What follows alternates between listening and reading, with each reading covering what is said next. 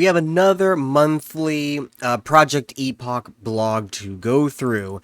Now then, most of it is going to be the typical, we still have more bugs to fix, yada yada, like that one, though I guess there's a little bit of something we can touch on, but besides that, there are new things to discuss. First of all, the website is getting an overhaul, website 2.0. We want to give a huge shout out to everyone who played a part in bringing this website to life. So the ones who made the new website would be Kess, Eridan, Magic, Shadowtooth, and Cave. Excited to announce the launch of the brand new website alongside this post. So it's available right now. Built using Vue and Tailwind, this site has gone through multiple rounds of iteration and refinement to land on a design structure and set content that we feel truly captures the spirit of Project Epoch and presents it in a cleaner, more digestible way. And then, if we go down... they're looking for more moderation for the Discord if you're available. Right here, new bind on equipment world items. So... kind of like the Ice Mail Jerkin. That's the one that I go back to because that's my very first purple BOE I ever found, ever. I found it in Zul'Farrak at like level 44 on my Hunter way back in like 2005. Best day of my life. Anyway, because I could wear it. Anyway, Kroll Blade, stuff like that. You're going to have a lot more blues and purples out in the world that are BOEs, so you can either use them yourself, trade them, or sell them. Let's see. This has been... Oh, wait. Go back a little bit. Although we have added more rares with their own unique items through every zone, we have not added many BOEs to the existing creature loot tables. This has been rectified with 50 new BOE items, both rare and epic quality, from level 20 to 63. These items will randomly drop from any mob attached to the world rares, epic tables, and added on average one new item per existing pool.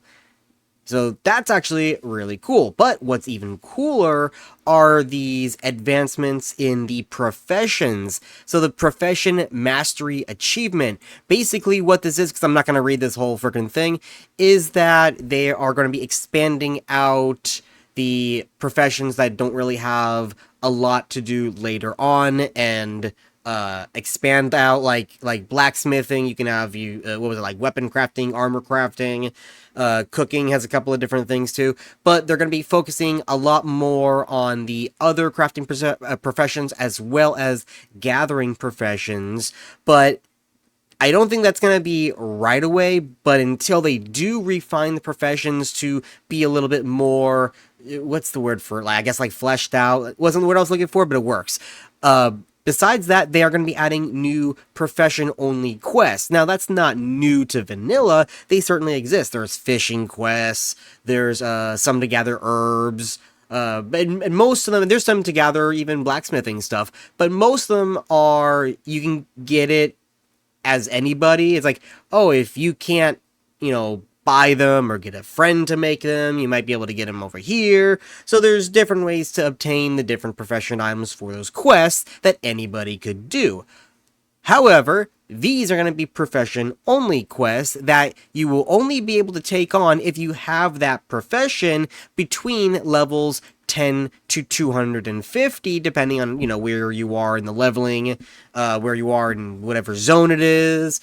And these will have you gather or craft specifically to that profession. With each quest, what was it?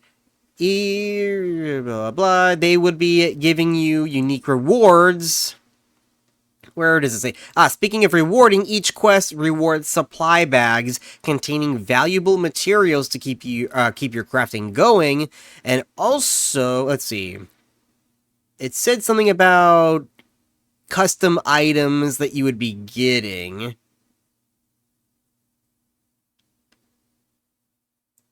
I can't find where it is, but it did say you would be getting... Oh, maybe it's down here.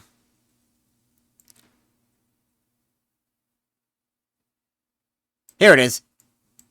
In addition to showing the dedication to your craft, wearing your title in town is a great way to advertise with this major content update. That's not what I was looking for. Okay, well, whatever it is, I saw that you could get, oh, there, right there, right there. And a special cosmetic item in turn for each profession if you complete the level 300 quest for whatever profession you have. So there you go, custom stuff, so probably like a unique looking pickaxe or something for the other, you know, characters. But also, as you do them, they will not require items that you need unique and rare patterns that are like, 1% drop chances out in the world, right?